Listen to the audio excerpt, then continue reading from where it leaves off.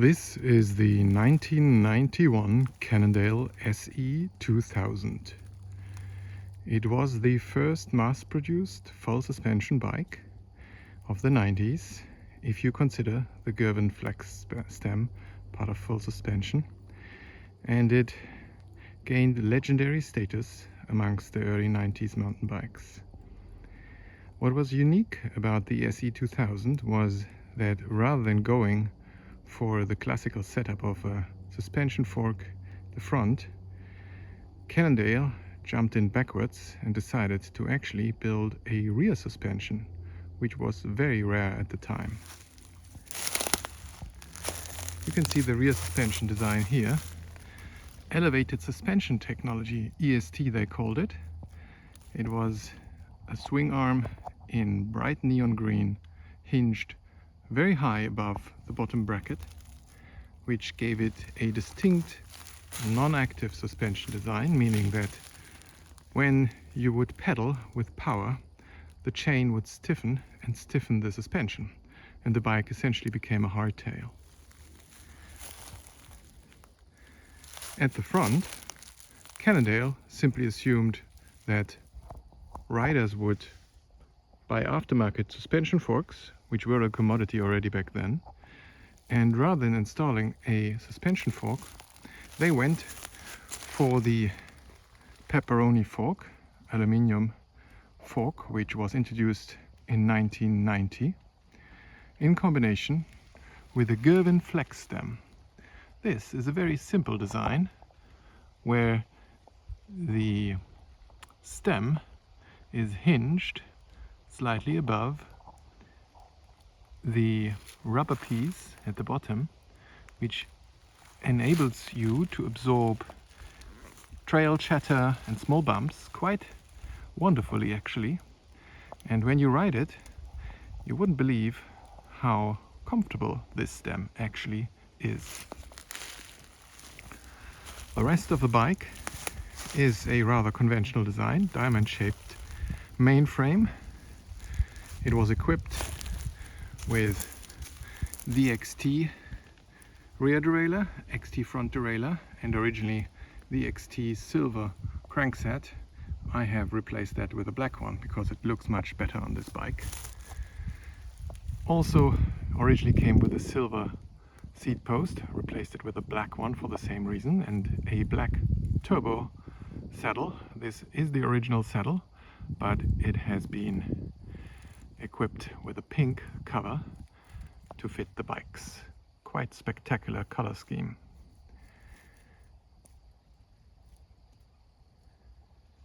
Everything else about this bike is relatively standard, except for two pieces of innovation at the front and rear. The Force 40 brake booster essentially is simply a brass plate which would allow for the force to be applied much more effectively on the cantilever brakes. And these brakes are actually insanely strong. If you set them up properly, they are as strong as a V-brake and are just providing insane stopping power to this bike. What's really beautiful about this bike is the paint scheme. Typical 90s, bright neon, and they have the main logo and the rear coil in neon pink, and the rear swing arm and the Cannondale pepperoni logo in neon green. I've added neon green grips and a neon pink handlebar to further create this neon 90s feel. The front, normal XT thumbies, XT brake set. This is actually a relatively early SE 2000.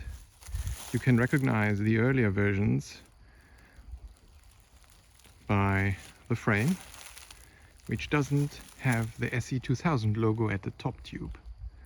Also, the earlier versions were equipped with the XT group set, whereas the later versions had, for example, the Ritchie Logic crankset. Overall, these bikes didn't have a great reputation. They were considered not stiff enough, and the suspension, the Girvan flex stem and the rear suspension were considered to not be in harmony. I have managed to set it up in a way that it actually feels harmonious. I've exchanged the rubber in the Girvan flex stem with a normal run-of-the-mill skateboard bumper, and now it feels wonderfully harmonized and it rides really, really well. It's a lot of fun to ride this bike, and it's a special piece of the collection. And if you ever get your hands on one where the neon logos aren't too bleached out, then I can only recommend getting the frame and restoring the bike and riding it as one of the most unique bikes of the early 90s and the forefather of the legendary Delta V and, most importantly, Super V Cannondale full suspension bikes that came out in 1992 and 1993 respectively.